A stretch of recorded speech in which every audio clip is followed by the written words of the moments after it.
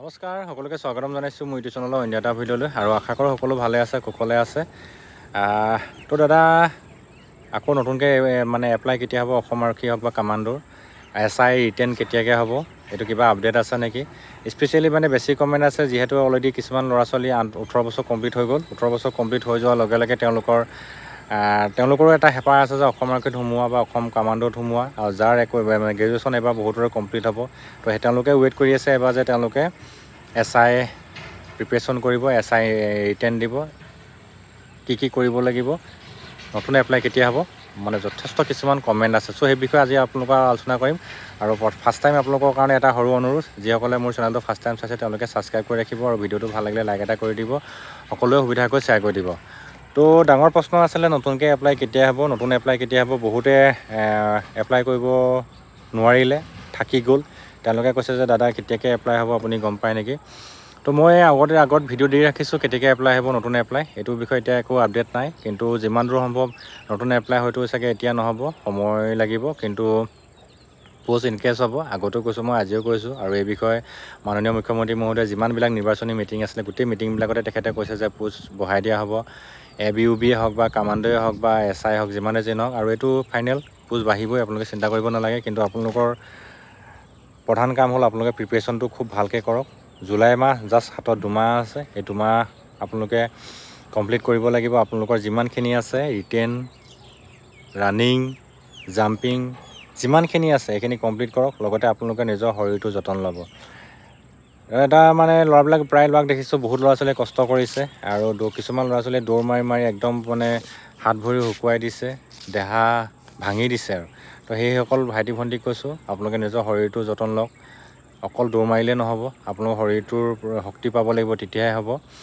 তো শৰীৰটোৰ শক্তি পাবলৈ আপোনালোকে ভাল খাব লাগিব আৰু নিজৰ যিখিনি দৈনন্দিন যিখিনি আছে সময়মতে শুব লাগিব, পানী খাব লাগিব, ভাল ফল মূল খাব লাগিব, খাদ্য খাব লাগিব। আৰু মই আগৰ ভিডিঅ'ত কৈছোঁ যে আপোনালোকে 2 মাহ 3 মাহ নিজক সময় দিয়ক আৰু আপোনালোকৰ নিজৰ ভৱিষ্যত নিজেই গঢ়ি লওক।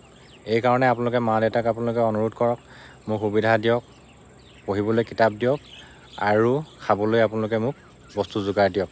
1 বছৰৰ পিছতে আপোনালোকে সেই পইচা পাতি যিমান পাব নহয় আপোনালোকে মা দেউতাক ঘূৰাই দিব পাৰিব।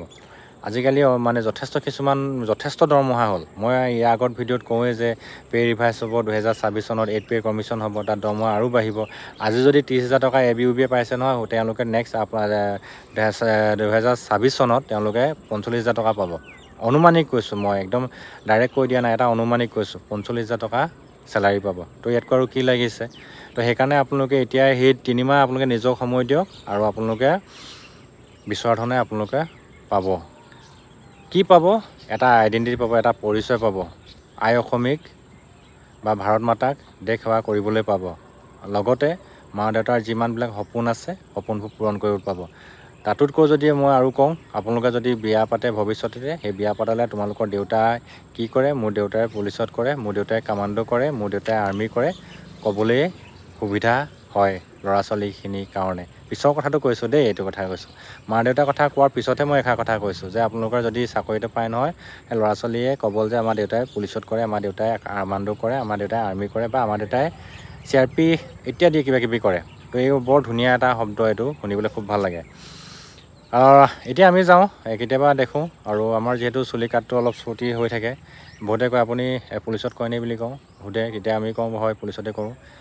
তো কেতিয়াবা ভাল লাগে দেই, মানে বহুত ভাল লাগে আনক কেতিয়াবা পৰিচয় দি পিনি। মই কি ডিউটি কৰোঁ, কেনেকুৱা ধৰণৰ কৰোঁ সেইটো মেটাৰ নহয়, মেটাৰ হৈছে মই পুলিচত কৰোঁ, মই জব কৰোঁ, সেইটোৱে ভাল লাগিছে। এতিয়া বহুতে সোধে ল'ৰা ছোৱালী ফৰ্মখন ফিল আপ কৰিবলৈ কয়, তেতিয়া মানে তাত লিখা থাকে অকুপেশ্যনটো কি হয় বা দেউতাৰ বৃত্তি কি, জীৱিকাৰ কি। তো ছাৰ্ভিচ বুলি লিখোঁ, কিবা এটা ভাল লাগে। তো বহুতে কয় আমাৰ দেউতা মানে কয় কি কয়। তো এইটো এটা মানে ডাঙৰ এটা মানে ভাল লাগে কিবা এটা আৰু। চ' আপোনালোকে এইটো সুবিধা পাব যদি আপোনালোকে অসম চৰকাৰে হওক বা ভাৰত চৰকাৰৰ এজন কৰ্মচাৰী হয়। আৰু এইখিনি পাবলৈ হ'লে আপোনালোকে কি কৰিব লাগিব, নিজকে আপোনালোকে এতিয়া সময় দিব লাগিব, জাষ্ট 3 মাহ সময় দিব লাগিব। আপোনালোকে নিজে বিচৰা ধৰণৰ সকলোবোৰ হ'ব পাৰিব। মই কৈছোঁৱেই আপোনালোকে এটা পৰিচয় পালে, এটা তোমাৰ ঘৰখনৰ সপোনবোৰ পূৰণ হ'ব আৰু লগতে আই অসমী বা ভাৰত মাতাক দেশ সেৱা কৰিবলৈ সুবিধা পাব। আৰু 4 নম্বৰতে আপোনালোকৰ ভৱিষ্যতে বিয়া পাতিলে ল'ৰা ছোৱালী আপোনালোকৰ দেউতাই মানে আমাৰ দেউতাই চাকৰি কৰে বুলি ক'বলৈ সুবিধা হ'ব। চ' কথাবোৰ তেনেকুৱা ধৰণৰ আছে। নতুন নিযুক্তি কেতিয়া হয় ক'ব পৰা নাযায়, আহিলে নিশ্চয় আপোনালোকক আপডেট দিমেই, কিন্তু আপোনালোকে তাৰ কাৰণে মোৰ চেনেলটো ছাবস্ক্ৰাইব কৰি ৰাখিব। মই যিমানবিলাক আপডেট আছে নটিচ আছে মই দি থাকিম। মই আগতেও কৈছোঁ যে যিমানবিলাক অফিচিয়েলি কিছুমান কথা বতৰা হয় ডিছকাছ হয় এইবিলাক মই আপোনালোকৰ আগত আনি থাকিম বা দি থাকিম। তো আপোনালোকে কেতিয়াবা আপোনাৰ ফালৰ পৰাও সহায় হয়, বহুত কষ্টৰে আপোনালোকৰ কাৰণে ভিডিঅ'বিলাক আগবঢ়াওঁ।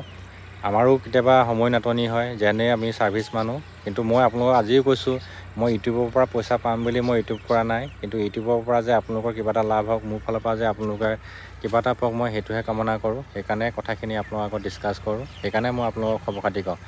এনেই চৰকাৰে এটা দৰমহা দিছে, দৰমহাটোৱে যথেষ্ট আৰু যথেষ্টখিনি কৰিছোঁ, আজিলৈকে পাইছোঁ। সেইকাৰণে ইউটিউবৰ পৰাও আশা নকৰোঁ। আৰু কিমাননো পাম আৰু আপোনালোকে সকলোৱে জানে আমাৰ ছাবস্ক্ৰাইবাৰ সিমান নাই, আমাৰ ভিউৱাৰ্ছো সিমান নাই, ইমান পইচাও নাপাওঁ ইউটিউবৰ পৰা। কিন্তু আপোনালোকে কি হৈছে, আপোনালোকে কিবা এটা পাব তাৰমানে। আৰু মোৰ ভিডিঅ'টো চালে আপোনালোকে যদি কিবা এটা উৎসাহ হয়, সেইটোৱে মোৰ কাৰণে আনন্দ, সেইটোৱে মোৰ কাৰণে পইচা, সেইটোৱে মোৰ কাৰণে উৎসাহ। বাকী কথাবোৰ ডিছকাছ কৰি থাকিম। আৰু পুনৰ কৈছোঁ, SI হওক বা ABUB হওক, নতুন নিযুক্তিৰ কথা এতিয়া ক'ব পৰা নাযায়।